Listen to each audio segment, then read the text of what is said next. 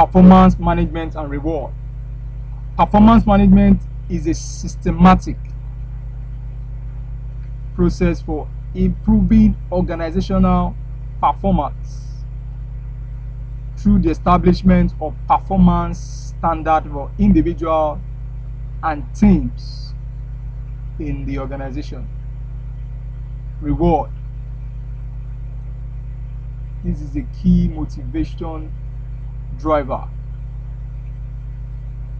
How do you achieve this? If you want to be motivated as an employee, then your performance will lead to that. Be it promotion, sending you for international trainings, coaching on the job, being identified as a talent by the talent manager. It comes with the benefits.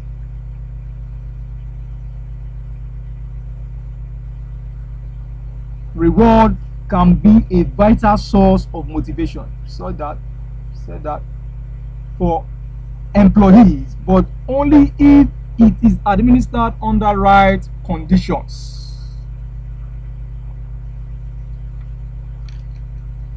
Few strategies which improve the effectiveness of reward.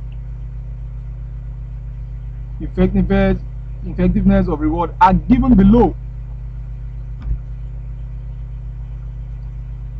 Linking reward with performance. That is number one. So, like I said earlier, your reward is predicated on your performance. These days, people go for personal training from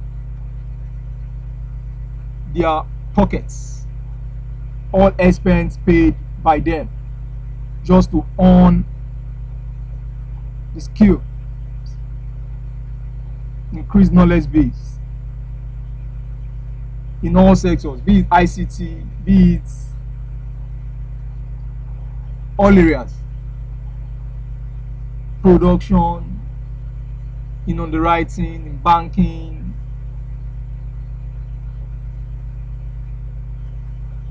Two, implementing reward for the interdependent jobs, for example,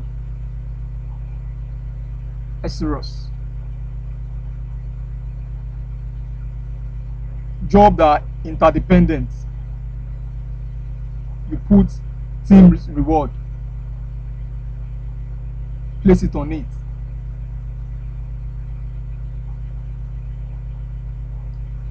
All paid expense, holiday trip,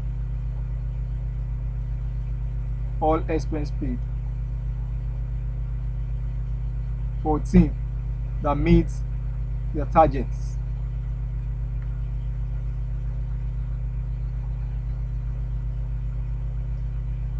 Three, ensuring that the rewards are relevant, are what aiming for.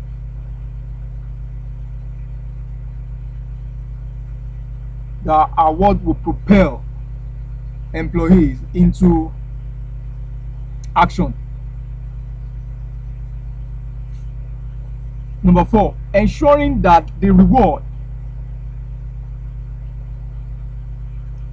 are valued by the employee. They're almost interrelated. There must be something of value. In contrast, we talk about consideration. It must be valid. Those are one of the key validity determinants of consideration. Consideration. The consideration for high performance must be something of value. Number five, checking out for the undesirable consequences of administration of any reward practice.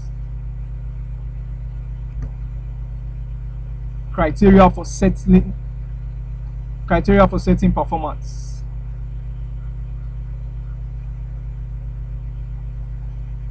It must be based on SMART principle. It must be specific. It must be measurable.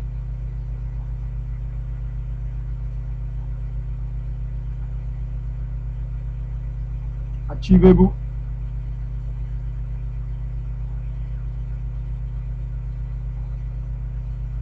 It must be relevant.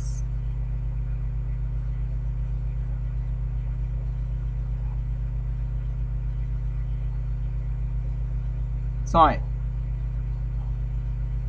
The timeline to it. Specific. It must be understood by employees. It must not be ambiguous. It must be clearly stated and communicated. Measurable. It must be measurable in terms of numbers. Even your soft skill could be converted and measured numerically. Achievable. It must be something that is challenging but must be achievable. You don't set unrealistic goals. So it must be very achievable. It must be relevant to the organization. The goal must be relevant to the organization, the vision and the mission of the organization. Time must be, there must be timeline, time scale. It must be time bound, either quarterly, annually, or biannually. Could be quarterly,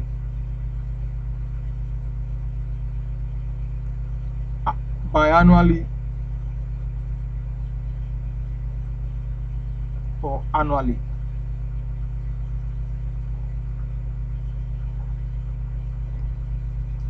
Assessing performance standards. How do you assess performance standard? How do you rate performance standard? We have said it must be measurable in terms of numbers to make it less subjective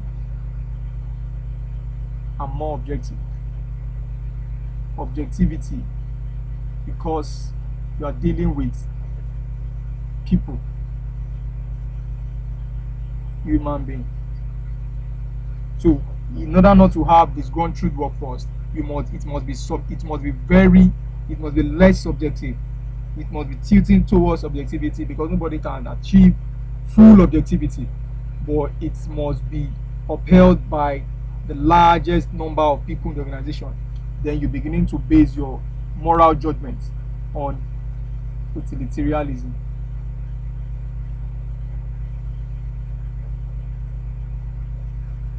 Utilitarianism. When performance is categorized into satisfactory, unsatisfactory, that is the scoring and the rating.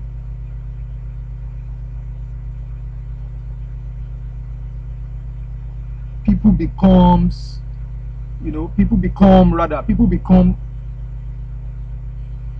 dissatisfied sometimes with it, because it will not be clear to people how they arrive at being satisfactory or unsatisfactory, because it could be relative, it could be subjective. It may not be clear for people to understand. So assessing performance in terms of scoring and rating are more objective. Scoring and rating. Scoring and rating are more objective. For example, it can be assessed in form of maybe A, B, C, D. In that hierarchical format, it could be between 100 to 70. 70 1 to 60, 59 to 40, then it could be that way and below, 40 and below will be classified as a, or it can be also assessed using numerical, format. It could be 5. Okay, this, let's make this E. Then from 39 and below.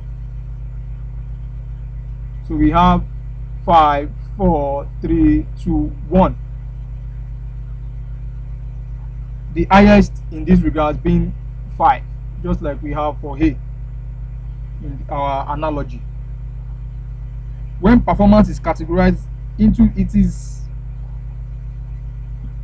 process is less subjective, and it has been tested in organizations when people want to know really where they fall, not the ambiguous use of satisfactory and non-satisfactory, which people have termed to be very, very subjective and could lead to a disgruntled workforce, especially if it affects more people in the organization. Then people could become disgruntled on the job, and one wouldn't want to have that kind of a workforce in the organization. So it's better you avoid it and make it more transparent, more open. Let the scoring line be known, and the rating. How to deal with underperformance within the organization.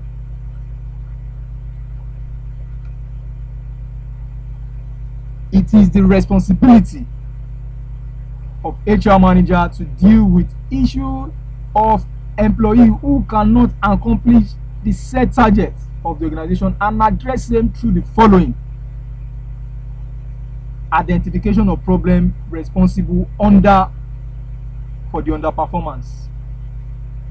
Now, this is a challenge.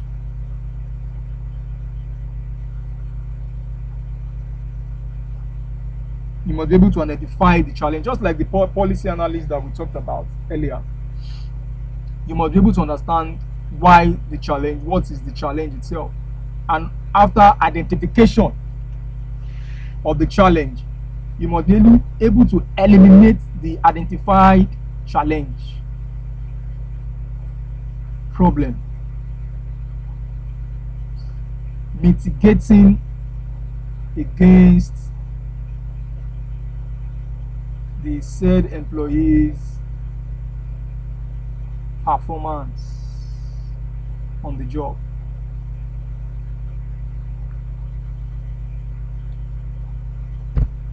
After that, you provide support system to enhance performance. Coaching, training. If you identify, then you've seen for this, you must have identified the gap, maybe knowledge gap. It could be on the job or external training. You have the job training. It could be in that, or mentoring. You could mentor such employee. Having done that, then begin to monitor the employee on regular basis. One of the steps of learning and development by Kirkpatrick is feedback, evaluation. You evaluate. You study the behavior, the reaction of the trainee. Then you give feedback regularly. You don't just train, you don't just identify the problem, you don't just eliminate the problem, you don't just monitor and leave after a while. You need to give feedback on progress. That must be done. There must be feedback for the process to be fully concluded. Kindly like my page. If the video appeals to you, kindly share with your friends, share with your colleagues at work. And if you have comment, please don't hesitate to comment at the comment section. We would love to hear from you. Thank you. My name is Adewale Aladeloye. Thank you.